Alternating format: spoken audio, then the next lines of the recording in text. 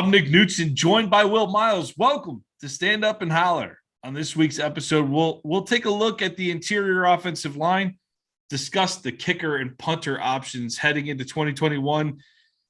We'll go over an article written by David Wunderlich at Gator Country evaluating Dan Mullen's talent differential record. And we'll do a quick analysis of the 2021 schedule. You know, it's the easiest part into the offseason is to look at the schedule and talk about the schedule. We've been holding off on that, but we're so close. It's time to start talking about it, Will. But before we dive in to the show itself, we wanted to make a quick announcement for everybody. Yeah, I don't know how quick it'll be, but so your first article for Read Reaction was back in January 2020. So you've been writing for the site almost for 2 years now. Lots of people have written for the site, but you're really sort of the only one who's bought into the ethos of the site. And the ethos has always been to try and help the readers and listeners be a better fan. And so, you have your own labor of love, American football stories. It's something you've been trying to build for a while. I think you've done a really good job of putting content that you can't get out at other places over there. But I think the reality is you and I sort of got together a couple of months ago and said, hey, we're going to be stronger together as if we try to build something together than if we try to do things individually. That's part of why Stand Up and Holler was launched, right? It was to show that to ourselves. And so because of that, what we're going to be doing is we're going to be going all in on Read and Reaction. And so we're going to sort of have three different places where we're putting content. We're going to have it on readandreaction.com. We're going to have it here on the YouTube site with Stand Up and Holler, but also additional things. A lot of the things from the American football stories sort of theme like you've put together. And then the third thing is we're going to be really pushing the Patreon site where, for $2 a month, you're going to get extra episodes of Stand Up and Holler. $5 a month, I think, is going to get you some additional analysis throughout the season, some post-game stuff, some things you're not going to be able to get if you're just at Read and Reaction or if you're not here on the YouTube channel. But, the big thing is we're going to fold American football stories into Read and Reaction. That does mean there are going to be some things that probably aren't necessarily completely Gator centric as we try to launch out beyond just Florida, but definitely not forgetting that Florida is our core. So, it's uncomfortable for me to ask, but there's three things we can ask for as fans if you like what we do. One is sign up on the mailing list at Read and Reaction, subscribe to the YouTube channel. A lot of you have already done that, but if you've been holding off on that, the more readers and listeners that we have, the more we can make off of our free content and the more we don't have to put behind a paywall. If you go to patreon.com/Read and Reaction, you can sign up for that. And then if you have particular topics that you want us to address, so for example, I'm thinking about doing a football 101 webinar before the season to try to help fans who want to enjoy watching the game a little bit more. And if that's of interest or something else is of interest from a content perspective that you'd want to see from us, certainly let us know. And so that's the announcement, man. We're going to be working together permanently and, going to be really trying to build this up. And, I think we both would love to be able to do this for a living. And the question is, how do we get there? And the way we get there is by getting buy-in from the fans. So we want to make sure that everybody out there who listens to us, who supported us, first, a big, big thank you for getting us to this point. But beyond that, the more you can support us, the better the content's going to be. And, the more successful we're going to be as well. Yeah, and really credit to the people who tune in week in and week out for Stand Up and Holler, because I think this was kind of a proof of concept project a little bit where we said, hey, look what happens when we actually combine our efforts. Last year, I did over 90 podcasts on the American Football Stories podcast with my co-host, Robert Parker. He did a great job helping out and everything, building up American Football Stories, but we wanted to focus on college football as a whole. And actually last year we focused on the NFL too, but we decided to cut it back to college football just so we can actually breathe a little bit during the football season, because covering both is pretty intense. But it's going to be nice to not have to divide focus between different brands this season, because I really bought into what Will put out. If you go back to the beginning of the Read and Reaction website and read Will's first article, and I think, Will, you actually had me write when I first submitted to write for you, you said, read this and let me know what you think, right? That was your key piece where you really put your message out on what you expected. And so much of what you want to build is aligns with what I want to do. And that's why I think it's just been a real natural fit for us, because we're both committed to putting out quality college football related content. Now, obviously this is a Gator centric site, and we are not going to, if anything, the Florida content is going to increase with this merger. So I don't want to make it seem like it's going to be all over the place and we're not going to, we're going to forget about the Gators. It's still going to be a lot of Gator content, ton of Gator content. But we're huge fans of college football in general, and reaching out to the rest of the sport, write a little bit about it. But mostly I'm going to be bringing over the American Football Stories podcast under the Read and Reaction umbrella. So we'll have a weekly podcast that goes out a few times a week that, in analysis of the games, breaking down picks before the games, doing a little bit of against the spread and everything.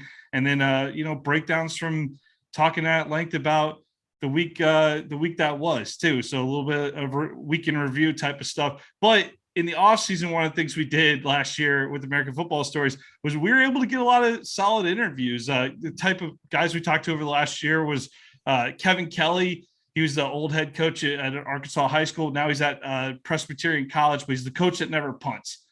Super intriguing analysis. If you're into he brings so many new concepts to the game. He's going to be fascinating to watch him at the college level, but we did a great hour-long interview with him last year with American Football Stories. I'll be bringing those interviews over into the Read and Reaction YouTube channel. So I feel like I was joking with Will. I feel like it's a little blasphemous to put non-Florida Gator content up there right now. That's what we wanted to break it down for everybody here to really make it clear what we were trying to accomplish. But I will be bringing a little more extra flavor throughout college football and outside of the SEC. So I hope those are received well, but it's really that work was done under the same really theme that Will has strived for with Read and Reaction, is quality content to really try to make us all like better football fans in general. Will.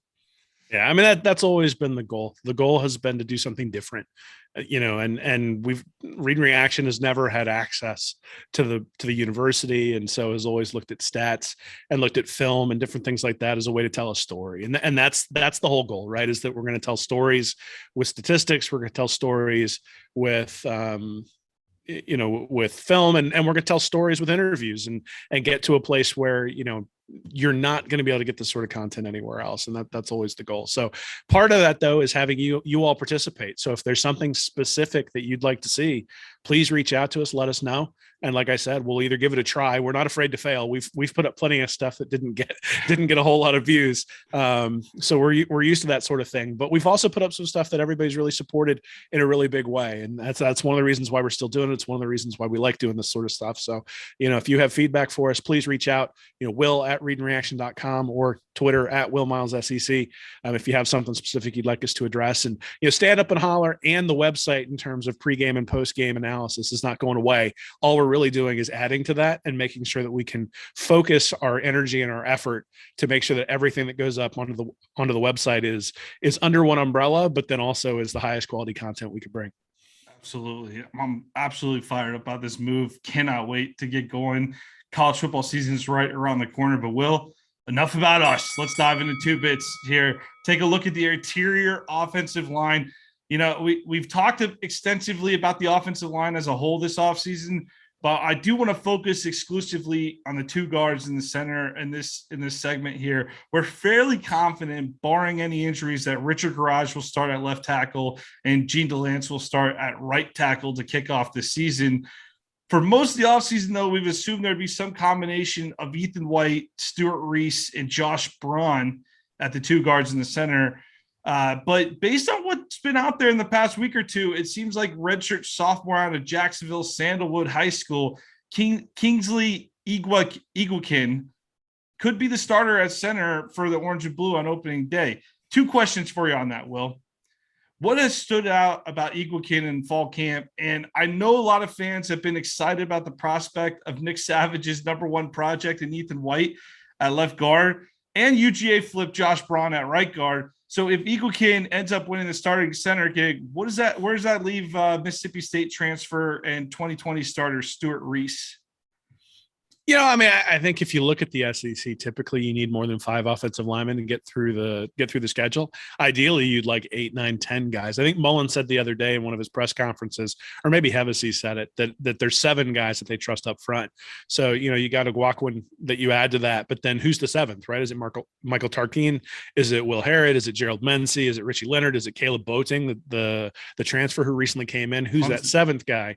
And so you start looking at all of that and say, okay, if a Guaquin is pushing somebody at center, that's fantastic. And one of the big questions that I've had coming into this offseason, I mean, everybody knows I wrote the article that defended Delance in terms of being the right tackle and got quite a bit of grief about it. But, Garage has been a left guard his entire time at Florida. You're now flipping him out to left tackle.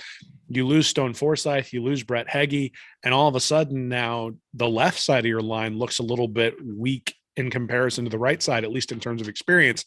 So if a Guaquin wins the job, I think that's kind of what that means, right? Is that all of a sudden you've got Ethan White, Reese, and Braun, who are all fighting for the same, 2 guys or 3 guys for 2 positions, which is something Florida hasn't had in a while. When you get that kind of competition, one is it's going to raise all boats because you're going to have to be good. The other thing is it allows the accountability that you weren't necessarily able to have last year because you were basically just rearranging the chairs in the Titanic, right? I mean, you're trying to put Braun in there, but if he was struggling as bad as Delance was, or wasn't able to do some of the things Delance was able to do, even if he was better, say in pass protection, it just limited you in terms of what you were able to do. So I think that's the story is that it's not necessarily, this means somebody is being replaced who needs to be replaced. I think it's more a matter of, one, you're getting younger guys in there, guys that John Hevesy, we've been talking about needing to see development. If the guys he's brought in start developing and become really skilled at those sorts of positions, then that is a feather in Hevesy's cap. But the other aspect of it is that you can weather an injury. You can weather a guy who underperforms. You can send a guy who underperforms or doesn't show up to meetings on time or doesn't study or those sorts of things. You can give that guy a wake-up call because you've got somebody who's just as good or close to as good sitting right behind him. I think that's the story is that Florida's got, at least that means Florida's got 6 guys they trust. But again, they were talking about having 7 guys, and that's an even better situation. So the starters are going to be on their toes, especially if he does end up beating out Reese for that starting center job. I mean, if you're White, Braun, or Eaglekin, you got that experience sitting right behind you. The second you blow an assignment, Reese is probably going to be in the game, right? I mean, maybe. I think one of the interesting things about Dan Mullen has been that he doesn't seem to have a very quick hook with anybody. And I think that, last year was sort of exasperating for people who were watching the defensive side of the ball. But there has never really been a quick hook, even when you think about keeping Todd Grantham, right? I mean, that's something where you say, hey, I think a lot of people, including myself, were expecting that they were going to move on from Grantham. And there's 2 things there. You can say, okay, he's a head guy who doesn't necessarily make the hard leadership call when it's necessary. Or you can say he's a guy who supports his people out there, allows them to make mistakes, allows them to learn, but eventually holds them accountable. Now, this gives you the ability to at least hold that, you talk about a carrot and a stick, right? The carrot is, hey, we're going to give you more playing time. The stick is we're going to take away playing time. I think it's probably more of a carrot type deal with Mullen and with Hevesy, but at the same time, you don't want someone looking over his shoulder all the time, but you need competition and you need healthy competition, and you need somebody to be able to step in if somebody gets dinged up, because one of the things that the offensive line didn't miss a lot of games last year, but I don't think you go through 10 games in the SEC without having injuries and without getting dinged up. Now, there's a difference between, being injured to the point where you can't play and being hurt to where you go out there and tough it out, but maybe you're not able to play at the highest level. Those are things you don't know. And having extra offensive linemen that you trust will allow you to give a guy a week to sort of get back to where he is, to get his bearings, to heal up and be ready for those big games against Alabama, Georgia, and LSU. And that's really sort of what you're looking for. Well, it's like you mentioned, the 2 tackles, a little bit of question marks heading into the season here. So hopefully there's that interior part of the line ends up staying healthy, and that ends up being the strength of the offensive line for the Florida Gators here in 2021. All right, let's move on to 4 bits. Wanted to check in on the kicker and punter situation this week before we really dive into really a lot of non-kicker and punter related analysis leading up to the FAU game next week. Punter seems to be fairly straightforward with Pro Kick Australia product Jeremy Crawshaw set to take over in 2021 after redshirting in 2020. The New South Wales Australia native boomed 2 punts for 49 yards against Oklahoma in the Cotton Bowl, down one inside the 20. Crawshaw looks to be the next in line in what has been a pretty steady run of solid Gator punters over the last 2 decades. Will, maybe you missed a year or two here or there where they struggled, but it's been pretty good. It's been pretty good the last couple of decades at the punter position. Yeah, you really only notice when a punter's bad, right? Yeah. I mean, it's sort of like, you know, when Austin Harden had that really bad year in the Will Muschamp era, that's when you notice that the kicker is bad, and all of a sudden Eddie Pinheiro becomes like a cult hero because he's there and he's at least giving us hope that the ball's going to go through the uprights when he kicks it. So I think it's sort of the same thing with the punter in this case, right? I mean, if Crawshaw comes in and is just able to be an average punter, then not a whole lot of people are going to notice. But based on sort of some of the highlights and some of the things that you see, he has an opportunity to be a weapon in that aspect. And with all the talk about recruiting and those sorts of things with Mullen, one thing I do think he's added is quite a bit of team speed. The recruiting is definitely better than it was under Jim McElwain. And so I keep waiting for them to put an emphasis on special teams. And part of that is having a punter who can flip the field. Right. And with Kyle Trask last year, it didn't matter. You get buried at your own 5. You don't have to flip the field because he's going to score points. It also didn't matter because the defense couldn't stop anybody. So you were always starting off the 25. But to be able to pin somebody back at the 5 or 10 yard line all of a sudden is a really important characteristic, especially when you have a team that should be able to run the ball. And if Florida gets a lead, watch out, right? Because if they can play field position and if they can run the ball with either Emory Jones or Anthony Richardson, along with Lingard and Bowman and Pierce and Davis, you know, all of a sudden you've got a team that might be able to really sort of squeeze an opponent's throat there in the late third, early fourth quarter, run 6, 7, 8 minutes off the clock, but you're still going to need that punter to put them, you know, it doesn't do any good to go on a, 18 play, 35 yard drive that puts you to, just across midfield if the punter's just going to kick it to the end zone. So I don't know that it matters whether the guy can kick the ball 70 yards. I think what matters is how is he able to get hang time, make sure you pin guys deep. And, from everything that we're hearing, it sounds like Crawshaw's got that pretty much under control. Yeah, these punters that come out of Australia have really done a great job throughout college football over the last decade here. But it also helps a solid punter, also helps a struggling defense from last year trying to recover. Kicker, not officially set yet, but there's redshirt senior Chris Howard coming back, battling Mississippi State transfer Jace Christman.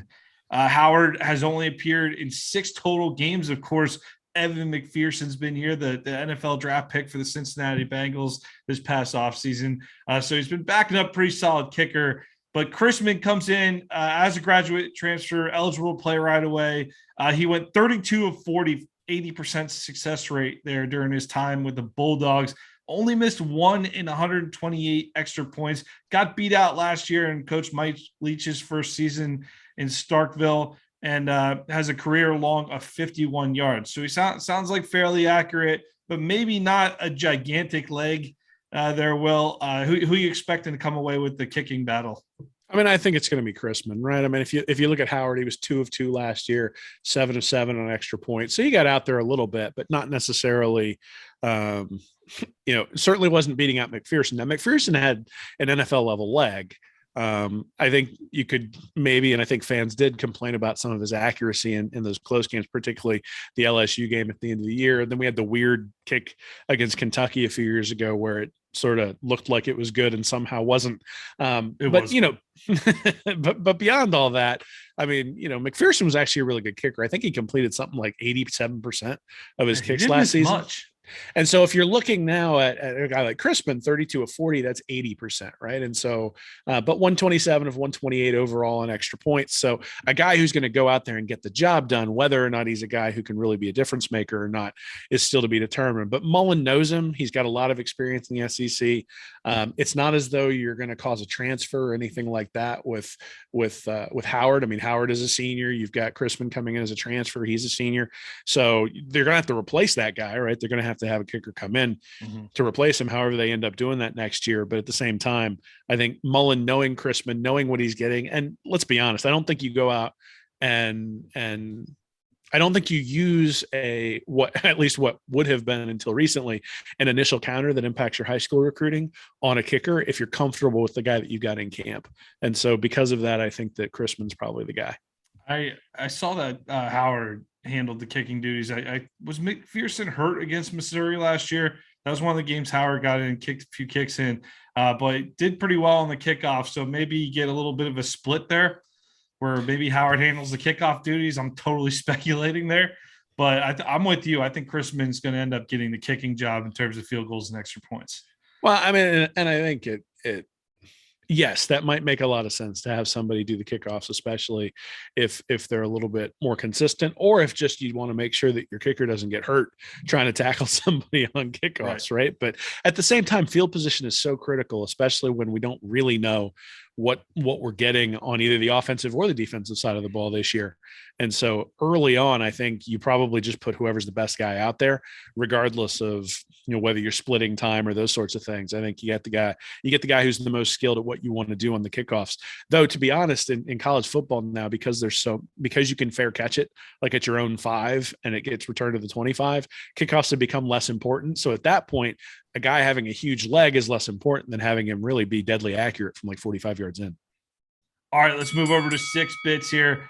We're going to look at an article from David Wunderlich at Gator Country called "How Dan Mullen Has Fared When Looking at Talent Differential in Games." And I thought this was a good piece by Wunderlich. He used the 24/7 Sports team composite to note the clear patterns have emerged when you match up Dan Mullen's teams against their opponents in terms of team talent. His article includes Mullen's time at Mississippi State when I throw out some of these records. So, for example, Will, I'll get your thoughts after each section here. As a heavy favorite, Mullen is 16-3. That's an 842 win percentage, scoring margin of 15.6. The one loss was from Mississippi State. I believe they're upset by South Alabama, and 2 were from Florida. First year in Gainesville there, the Kentucky game and Mizzou game.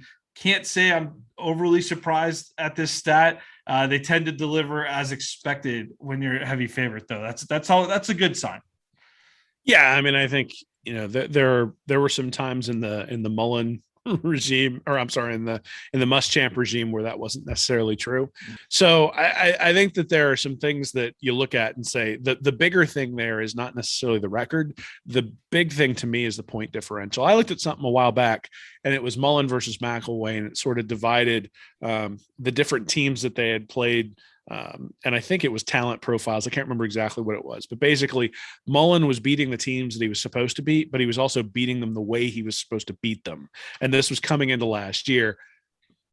McElwain was beating teams he was supposed to beat, but he wasn't beating them the way he was supposed to beat them. And that really, to me, is the difference. It's why people feel different about the Dan Mullen era than they do about the Jim McElwain era.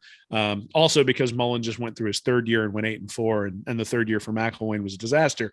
But after the first couple of seasons, you'd look at him and say, hey, the records are pretty similar. Like, what's different? What was different is when it came to those teams they were supposed to beat, Florida was beating them. Yeah, everything feels different between those two eras too. But as a favorite, so it's favorite 10-1. That's a 909 winning percentage. Scoring margin again plus 15.7. If you combine the two favorite categories of just regular favorite and heavy favorite, that's a 26-4 record, 867 win percentage, scoring margin of 15.6. So no real dip in scoring margin, like you said. So pretty much anytime his teams are favored, or whether it's heavy or not, pretty solid chance that Dan Mullen's going to win that ball game. Yeah. I mean, again, I don't think this is necessarily a surprise. So, teams, this is his first 2 years, teams that were ranked 26th through 50th in the FPI rankings, Florida was beating by 10.6 points per game. McElwain was losing those games by 2.3 points per game. And so as you get into sort of the 11 to 25 rating, as you get into the 26 to 50 from, ESPN's FPI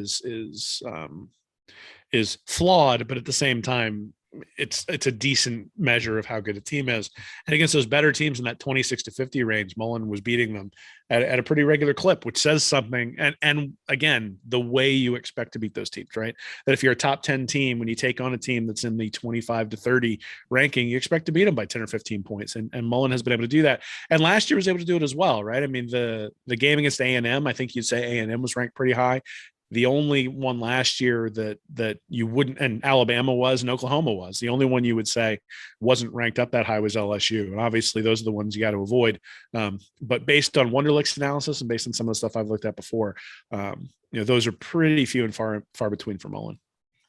Toss-ups, where the scoring margin is, just toss-ups in general is 10-5. 667 win percentage. Scoring margin goes down to plus 7.3. 3 of those losses came from 2020, where Wonderlick included this insane stat. The Gators gave up an average of 44.3 points per game in dropping talent toss-up games to Texas A&M, LSU, and Oklahoma. So even though you're a big favorite against LSU last year, the talent was there. You're about as talented. So just to be clear on the differentiation there. So 44.3 points per game, even though it's, it when you think about it, you go back and you evaluate those 3 games as a solo like stat like that. It still kind of blows your mind that you gave up almost 45 points a game in those 3 losses. Yeah, I mean, obviously those 3 are rough. I think though 10-5 in toss-ups is indicative of maybe where the coaching really makes a difference, right? Mm-hmm. And that's 10-5 in toss-ups, considering that Mullen went 0-3 in 1-score games last year as well.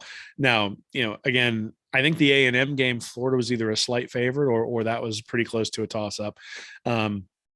The Alabama game, they were definitely a heavy underdog. And then the LSU game, they were a pretty solid favorite. But again, if you think about 10-5 in toss-ups, what that suggests to me is that when the coach has the ability to make a difference around the edges, that Mullen's able to do that, right? I don't know. It'd be interesting. I don't know if anybody's looked at it, but if you took the same metrics and looked at Kirby Smart, what would his record be in toss-ups? Now, one of the problems with making that comparison is that Smart isn't very often in toss-up games, right? The toss-up games are usually games against Alabama, right? or games against teams where you'd be not like, I'm not sure you'd ever run into him as a heavy underdog, but at the same time, I suspect that his record would be worse than 10-5 in those toss-up games. Right. A heavy underdog in terms of talent composition on here. That's just to be clear. I'm not talking about necessarily a spread on that. Are just as a straight underdog, 7-8, 467 win percentage. Scoring margin is plus 1.7, despite the losing record. Still positive scoring margin there. Will the Florida era losses came to Georgia. The first 2 losses to Georgia in 18 and 19. 2019 loss to LSU, and the SEC championship game from last year against Alabama. The underdog status in terms of talent. How many times a year are you going to face that on an average year in Gainesville? Unless something's extremely wrong with the roster, you're probably not going to face that too often. Yeah, unfortunately, now it's more often than I'd like it to be. 15 times is an awful lot of times. Though I know some of this includes goes back Mississippi State. Yes, I get it. Most of it does actually. Yeah. Well, and this is something where I do think that this is an important distinction when you start looking at Mullen. So teams in the overall talent ranking of between 11 to 20. I've looked at this in the past against more talented teams, typically only win about 34% of their games. Teams ranked 21 to 30th in the overall team talent rankings win about 30% of their games against more talented opponents. So what you would expect is 3 out of every 10, right? But Mullen is almost at 500 as an underdog when it comes to talent. And so you're saying, all right, I got a 50% shot with Dan Mullen instead of a 30% shot with other coaches. Cause let's be honest, Mississippi State was between 21 and 30 when it came to the team talent, and probably even a little bit sort of pushing that 30 at some points. And so you're getting something there, right? I think, again, this sort of points to Mullen's prowess as an on-field coach, as a developer, as the ability to get the most out of the guys that he's bringing in, is that, in those toss-up games where the talent is equivalent, or even in games where they're an underdog, Florida and Mississippi State have won more than they've lost. as a heavy underdog, it goes down to 2-7 at 222 win percentage. Scoring margin is -11 even. Not going to be much of an issue at Florida, that you're going to be severe heavy underdog. All these games, by the way, were from the Mississippi State, his time in Mississippi State. So this doesn't even pertain to Florida, but just I like this stat, so I'll throw it out there. The games are either decided by one score for the games. So he's 2-7 in that. So he's 1-3 in one score games in that split, or he loses by 24 or more. So it's either a one score game or 24 or more, like getting crushed 1-4 in those games as well. So really what I'm seeing overall from this entire article was Mullen posted positive scoring margins as a heavy favorite in terms of talent differential, a favorite, a toss-up, and an underdog. That's about as good as it gets as the Florida Gators head coach, because you're not going to have to really worry about being a heavy underdog in terms of talent differential. That's not going to happen very often. And so I think that speaks to when we talk a lot. I feel like it's come up in the context. I'm glad you mentioned Kirby Smart, because I kept thinking about Kirby Smart in this article, but you're right.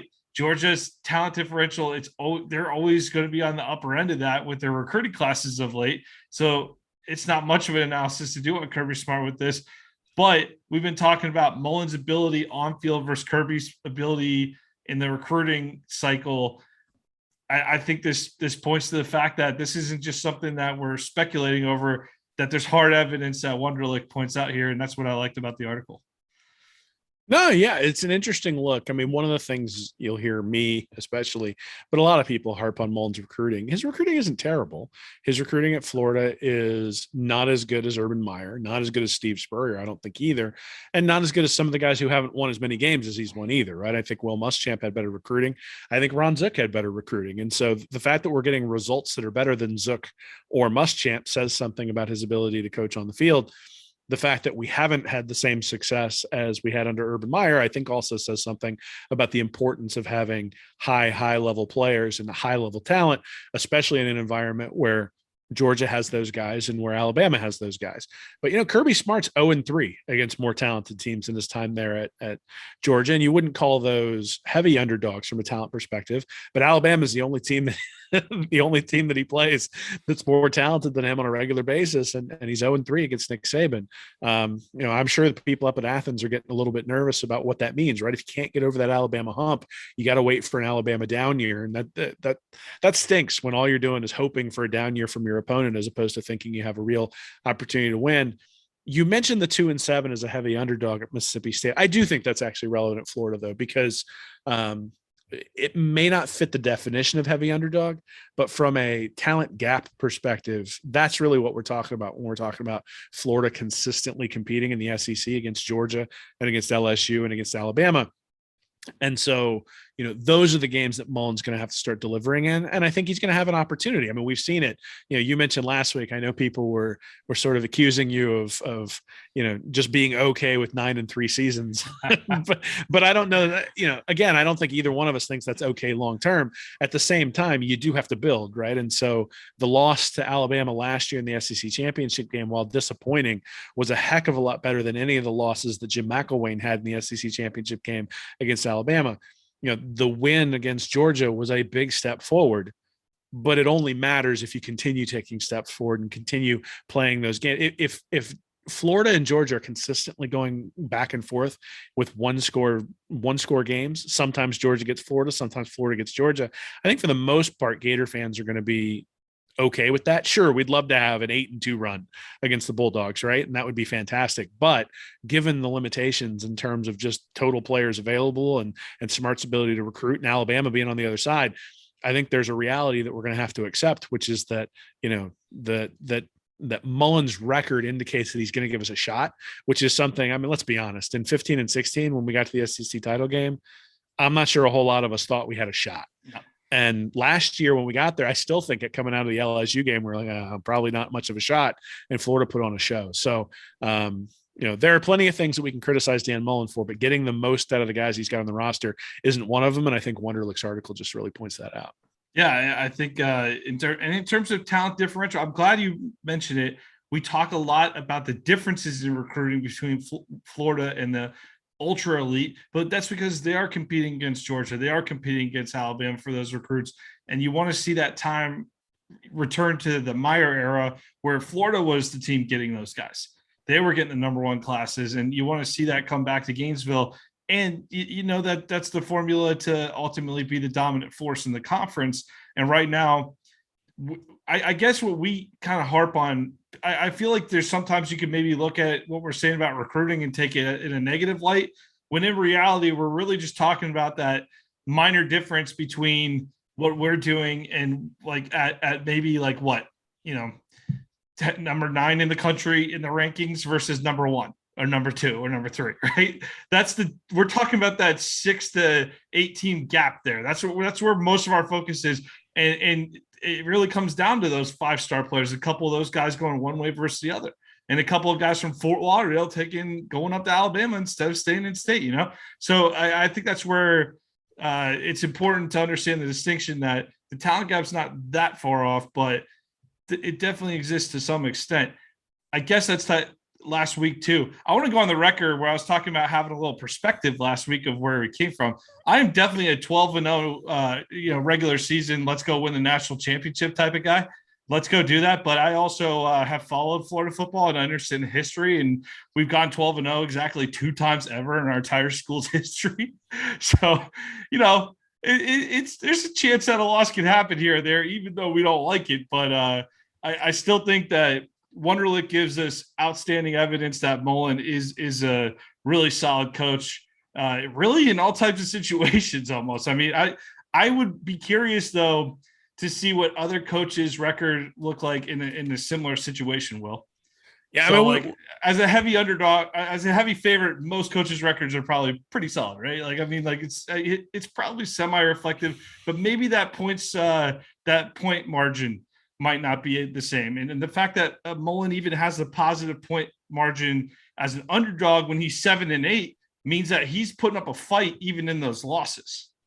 Yeah, I think, you know, we've been talking about this for a while, which is that this is really an interesting experiment, right? I mean, Urban Meyer won national championships while having the best players on the field and then developing them very, very well with Dan Mullen as an integral part of developing those guys and bringing those guys along. And, you know, I mean, the progression of Chris Leak from 2005 to 2006 and the willingness of Chris Leak to allow Tim Tebow to come in and soak up the spotlight in 2006 had nothing to do with, I mean, obviously Chris Leak was a talented guy, but that was more coaching and development and sort of convincing somebody to put their ego aside than it was necessarily, recruiting specifically. But again, you don't win those national championships without Tim Tebow and Percy Harvin, right? And so this is an experiment, right? Can you beat a team like Alabama? Can you beat teams like Georgia consistently who out recruit you, even if it's only by 5 or 6 slots? Because the reality is that 5 or 6 slots in the SEC is pretty significant. And so we're going to see, right? I mean, it's actually fascinating because if he does it, I think we have to give him an unbelievable amount of credit. And if he doesn't, then obviously criticism comes with that because part of the job is being a recruiter. And to be clear, you're right. Those 6 slot differences are important in the SEC because in between those 6 slots, 4 of them are LSU, Texas A&M. And I mean, it's just, well, pretty soon Texas and Oklahoma, man. It mostly SEC schools, right? And now, yeah, you got Texas and Oklahoma. Exactly. So, yeah, that's going to be even more interesting when Texas and Oklahoma get their SEC stripes to see how they end up recruiting. All right, let's move on to $1 here. Let's talk about overall expectations this year on the 2021 schedule. Will, I'm going to just go through it real quick. You got Florida Atlantic to open at USF versus Alabama versus Tennessee at Kentucky versus Vanderbilt at LSU, followed by a bye week. Georgia at Jacksonville, at South Carolina, Samford, the Bulldogs coming into Ben Hill Griffin Stadium on November 13th, right before the SEC finale at Mizzou on November 20th. The Gators wrap up the regular season with Florida State in Ben Hill Griffin Stadium. Of course, they missed that game last year, so they're going to keep that rotation. The last game was at Tallahassee, so they'll keep it in Gainesville this year. And then, of course, you got the SEC title game on Saturday, December 4th. Hopefully that will be on the books too. So looking at the schedule, Will, I mean, you look at it and you want to say this right off the bat. You want to see them sweep the non-conference, Florida Atlantic, USF, Samford, and Florida State at home. I think I think most fans, that's a reasonable expectation. The 5 take care of business games, I'll call Tennessee, Kentucky, South Carolina, and Missouri, which leaves us 3 games on the schedule. That's 9. That's hopefully 9 wins that are reasonably expected. The 3 key games that any Gator fan can circle: the home date against Alabama on September 18th, on the road to LSU on October 16th. And of course, the Georgia game, as always, going to be a critical game for the SEC East. Yeah, well, I mean, we talked about it a little bit last week that Mullen has not had success against those 3. He's 2-5 thus far.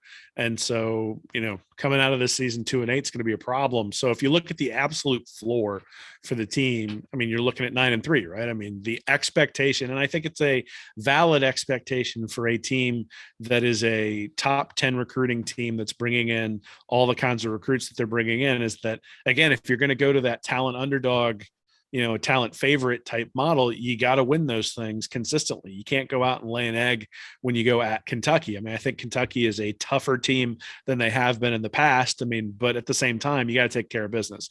Vanderbilt, you got to take care of business. Tennessee, you got to take care of business. South Carolina, again, it's at South Carolina, but still, and it's coming right off of the Georgia game, but you got to take care of business. Missouri, if it's not snowing, I think Florida's going to be able to take care of business. So you've got those 3, right? Those are the 3 where Florida conceivably will be an underdog.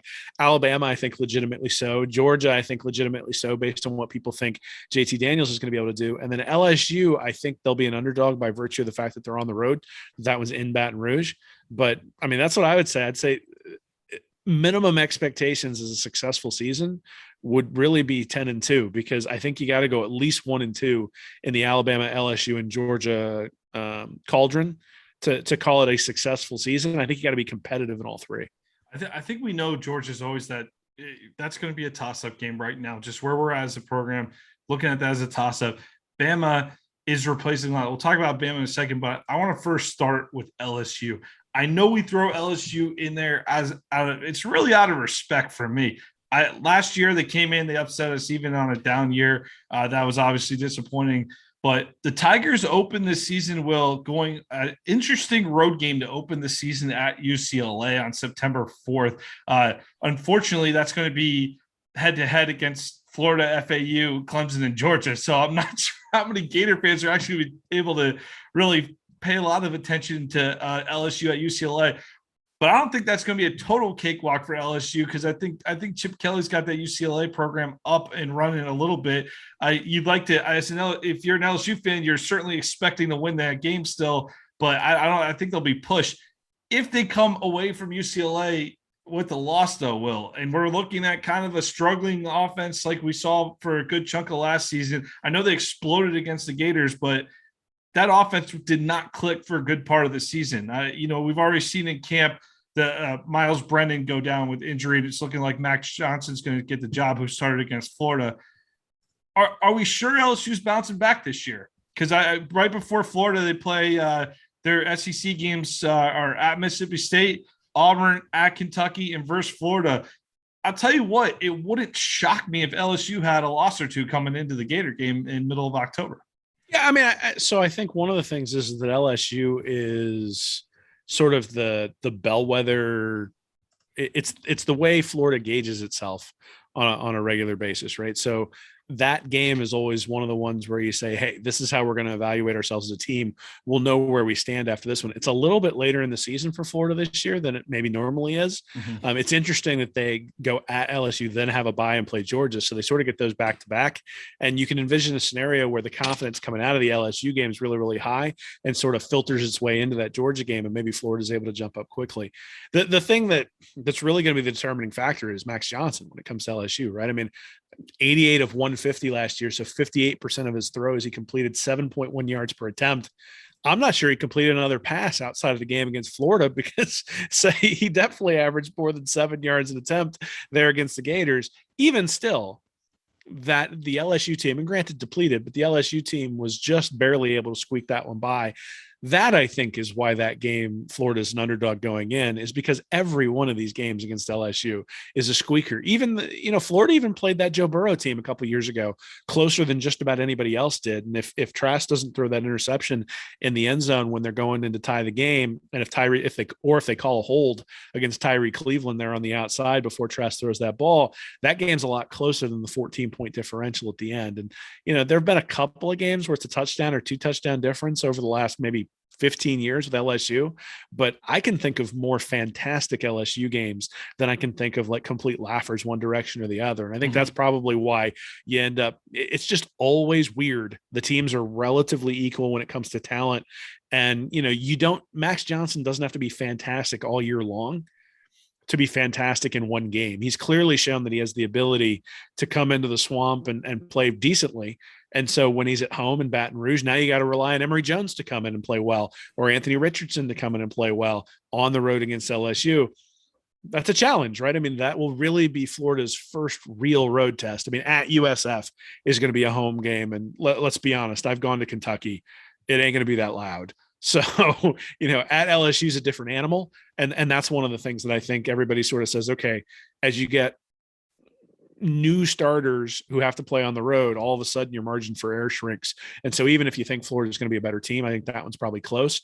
But again, I don't think that means Florida necessarily loses that game. But I think even if LSU has a couple of losses coming in, I still think that that's a quality win for the Gators based on the players LSU is going to have on the field and just not having the COVID weirdness that went on last year. That was sort of the season from hell for LSU last year. And I don't think they're going to have that repeat type of thing. Between the amount of players they replaced, between the misses on, they really missed on the coordinators, and they have that kind of situated now. Edo feels like they have that situated, but hey, I mean, a lot of people thought LSU might have a decent season headed into last year too. So, I mean, we'll see. I'm willing to give the Tigers benefit of the doubt. And like you said, even if they lose a couple games, still going to be a tough out in Death Valley. Bama comes to Gainesville a week after they played Mercer at home. But really their opener against Miami is drawing some attention. That's in Atlanta.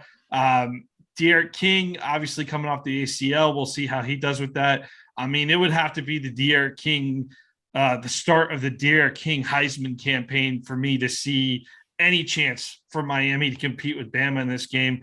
I'm thinking we're looking at 2 Bama blowouts heading into Gainesville. Will, the thing I like about the Gators odds in this game, and you could say the same thing for Bama because Bama's replacing a lot of talent on the offensive side of the ball, is there's just not going to be a ton of film to go off of yet. So, Nick Saban's not going to have all that film on Emory Jones just yet. And I think that maybe Dan Mullen could save up a couple surprises for that opener and, be the first big game in the swamp in the post-COVID era. And I think the place will be hopping. Yeah, well, I mean, this is a litmus test for Florida. I mean, I don't think they're going to be intimidated by Alabama. These guys all played them last year and I think got hit in the mouth in the first half and then were able to sort of right themselves and come back in the second half. Mm-hmm. And granted, a lot of these guys weren't on the field last year in that game and things are going to be different. At the same time, I think they saw that, the recruiting and the sort of, the ambiance that is and the intimidation factor that Alabama has, that's something that you have to get past. And I think the SEC championship game last year probably has helped a bunch of these players on the Florida squad get past that, right? It's going to be another football game, granted against a very good football team, and maybe they lose, but this is one where I think you actually can have a bit of a moral victory. If Florida goes out and loses by a field goal, if Florida loses by like a touchdown late, if Florida's able to hang in there for 3 quarters and then maybe Alabama pulls away, a broken coverage or something like that and sort of pulls away in the fourth quarter. Those are things where you look at and say, hey, we can build off of that because that's a really good team we just beat or that just beat us. And hey, that gives us confidence going into the rest of the schedule. If it ends up being 56-3, then I think it's a little bit different story, right? Just because of the way things operate. So it's a litmus test for the team. It's a litmus test for guys like Emory Jones who are going to be in there for the first time. Obviously, the Bryce Young, the Alabama quarterback is, doesn't have the kind of experience that Emory Jones does. And Emory Jones has been, at LSU, he was in there playing snaps. Against Auburn, he was playing snaps thinking he was going to be the starter a couple of years ago. And so that stuff has to translate. And if that translates, Florida's got a shot. Key point to go against the argument that, hey, maybe we're catching Alabama when they're young and they're still breaking in a new quarterback is Mac Jones lit up the world last year. And before that, they broke in a quarterback while losing in the second half of a national title game. That guy too. It's a little bit different kind of program. It's a litmus test, right? It's a litmus test. Tells you where you are. So but I'm more talking about maybe there's not a lot on tape with Bowman yet, or like how we're going to use Lingard. Maybe Mullen hides at the first two games, so maybe that defense is a little stronger, and we don't know yet. But I think there's a decent chance that you're watching an SEC championship game preview. Solid chance there. I don't know if I'm on all this. I do think Alabama is still Alabama, though. They're still the king of the jungle overall until you take them down. That's who they are. But I think that even if you do beat the Tide in round one, I think there will be round two. It's going to be like a Rocky movie. You're going to see them again in Atlanta, because I'm not buying all this Texas A&M is going 12-0 stuff. I don't know. I think, if there's one thing that we learned at Florida, it's that quarterbacks are a rare commodity, that quarterbacks who are really not just better than average, but guys who are like transcendent, right? I mean, Mac Jones played really, really well last year. Tua was an awesome college quarterback. Jalen Hurts actually kind of held the offense back a little bit. Now they was a great college quarterback. Yeah, but I mean, still a very good player. Yeah. So the question is you've had three in a row. And granted, they're just bringing in 5-star guys after 5-star guys after 5-star guys. They're going to miss eventually. But eventually you're going to have a situation where, like, not necessarily a guy who doesn't play great, but a guy who's less consistent, right? A guy who throws a couple of picks at the wrong time. And Saban's had that a few times. He hasn't won a championship every year he's been there. And so I think putting money on Alabama is probably the smart move, or at least would have been years ago when the odds were kind of in your favor. Now I'm probably, it's probably a bad thing to put money on Alabama just because you're having to pay a fee to do so. But at the same time, like, you would have been wrong half the time if you'd picked Alabama to win the SEC over the time Saban's been there. That's an unbelievable accomplishment that he's winning the SEC, 50, 60% of the time of the seasons that he's out there. At the same time, it does mean somebody else is winning it. And so, there are going to be opportunities when you get this kind of turnover, especially at the quarterback position, to potentially take them out. Now, that's the nice part about being week 3 is that, if it was week 7, week 8, week 9, Alabama would know what they have at quarterback. They'd know how to protect their quarterback if he doesn't have the skills that they need in order to push it down the field like they did last year. In week 3, they may still be sort of feeling that out, and that might give Florida an opportunity. All right. We analyze the Georgia game probably at least once a week on this program, so I'll give you all a break on that. And I really want to highlight 2 games that I see as potential trap games. Will one of them is at Kentucky with that quiet crowd you mentioned on October 2nd. First SEC road test of the season, and we know our history with Kentucky. For whatever reason, that's just a sleepwalk game almost every single year that ends up being a miserable. What percentage of time are you usually happy after a Kentucky game? Not a high percentage.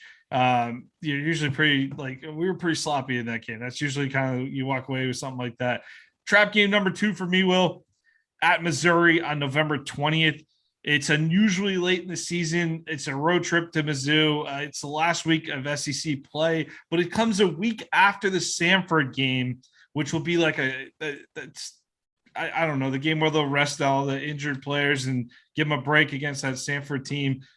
Have to go up to Mizzou, but it's 1 week before the renewal of the Florida State rivalry. And I think FSU with Mackenzie Milton, I think they'll definitely be at least bowl team this year. They're going to be better than they've been the last few years, in my opinion.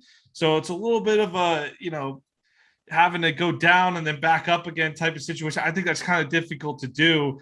But if the focus isn't right on that day in Columbia, I think that Mizzou game could be trouble, despite the fact that we feel Florida should win both of those games. I mean, I'd be more concerned about Florida State than I would be about Missouri or Kentucky. I know those are both road games, but Drinkwitz has given Florida some bulletin board material. The Samford game, let's be honest, that's a bye week. And so you're going to come in healthy and rested for that game at Missouri. And, hey, let's have it at 11 a.m. Let's have it snowing and let's still whip them, right? And in some ways, I almost want it to be cold and snowy just so that, that there's no more of that stuff going on. I think one of the other things, and I don't know whether this is overrated or not, but one of the things I do think is last year, the addition of Texas A&M and Arkansas, I think obviously hindered Florida, considering that they lost to Texas A&M. But what it meant is that they played 10 tough games in a row. They had to deal with the COVID break sort of, 2 or 3 weeks into the season before they'd really had a whole bunch of injuries. And then it was just game after game after game after game after game. And they even tried, in some respects, one of the reasons that the LSU game, one of the reasons they lost that is that they gave Kyle Pitts a blow, right? That he didn't play that game to try to make sure he was healthy for the SEC championship game. And you're going to have those lulls when you're playing those tough games. But I do wonder whether last year's schedule is going to allow them to get up for some of these games. Like I said, you got Samford before Missouri, so you kind of have a week off. You didn't have that last year. Mm-hmm. And so if you have that sort of week off with Samford beforehand, does that give you the juice that you need? Again, Tennessee, it's a home game. I'm not necessarily expecting Tennessee under Heupel in his first year to put up much of a battle in that game. If that's the case, then you get your starters out early. And then when you go into Kentucky, have you had a chance to rest that maybe last year you didn't have an opportunity to, because it was all SEC games all the time and it was week after week after week after week? And I do think that makes a difference. So I wonder whether the 10-game SEC schedule last year is actually sort of preparing some of these players for a 12-game schedule where they've got cupcakes like Florida Atlantic, like Samford, and even like USF, where that might be a little bit tougher game. At the same time, it's not the same thing as playing Ole Miss and having Lane Kiffin throw the ball and Matt Corral throw the ball all over the place. That tested their defense last year. And there are going to be some games where they have an opportunity to get young guys in. They have an opportunity to learn without the consequences being dire. And so I do think that from that standpoint, that's going to allow them to have greater depth and potentially weather some of the trap game type things that you might see normally. That is a good point about when you talk about this team experiencing the 2020 season where it was a hit the ground running type of thing. Here's essentially 10 games, boom, boom, boom. Of course, they did have that 3-week break in between at one point, right? But I think that this team getting back to more of a normal season of a little bit more of an ebb and flow to the schedule, having to get up for one game and maybe trying to stay up across the board, even on those games where you maybe can take the foot off the gas a little bit, that hopefully a younger team with less experience, hopefully they handle that pretty well. But the one thing that I think will serve this team well is those losses that were frustrating last year, especially the LSU game. I think the LSU game is the bulletin board material for the Gators heading into the year to say, hey, we're a super talented team, but we are capable of falling off if we don't bring our focus and we don't bring our top game week in and week out. We don't want to see another one of these this year. And I think that so many of those guys felt like that second half of the Alabama game, like you talked about, they got punched in the mouth in the first half, but that second half, they played them down to the wire and they played tough. And I know the game maybe didn't always feel like that one-score game, but it was. It ended up being a one-score game. And I think this team knows that if a couple things went a different way, that they could be talking about an SEC championship last year. So I think there's a ton of confidence in this team heading into 2021, despite it being a young group. Yeah, I mean, I'm looking forward to it, right? I mean, there's a lot of things that are unknown. I mean, we already talked about sort of the whole left side of the offensive line needed to be replaced. Obviously, the quarterback, we got the new running backs, and then we got really, except for Kyrie Elam, almost all new guys in the defensive backfield. There's a lot of unknowns, but there's unknowns with every team every year. And so that's one of the cool parts, right? There are even unknowns when we talk about Alabama. There's certainly unknowns when we talk about LSU. And, we've gotten 4 games of JT Daniels, but 4 games doesn't necessarily make a career. And his experience at USC was considerably less successful than, you look at a guy like Slovis who beat him out at USC, really didn't play very well last year. And so, I think there's some reasons for optimism. I think there are also some reasons for concern. It's one of the cool parts, man. We're only a couple of weeks away. Hey, and that's what I think we put out a longer episode than normal tonight, but that's because it's around the corner here. There's a lot to talk about, and this is our last official episode before we get into game week. Will, this is our last off-season episode, so I'll see you next week in game week. Yeah, man, I'm pretty excited. So one thing I did want to mention is we are expanding. So, we're looking for someone to help us with social media, push some things out there. So reach out to me, Will at readandreaction.com, or on Twitter at WillMilesSEC if you're interested in helping out. And again, thank you so much for everybody for subscribing. Thank you everybody for supporting us. We're excited about merging these two things together and making sure that we're working together to build something here over at Read and Reaction. And, everybody's support means a lot to us. And we just really appreciate it all. Yeah, absolutely. Appreciate the support and look forward to delivering on some good content here heading into the 2021 football season. For Will Miles, I'm Nick Knudsen. Go Gators.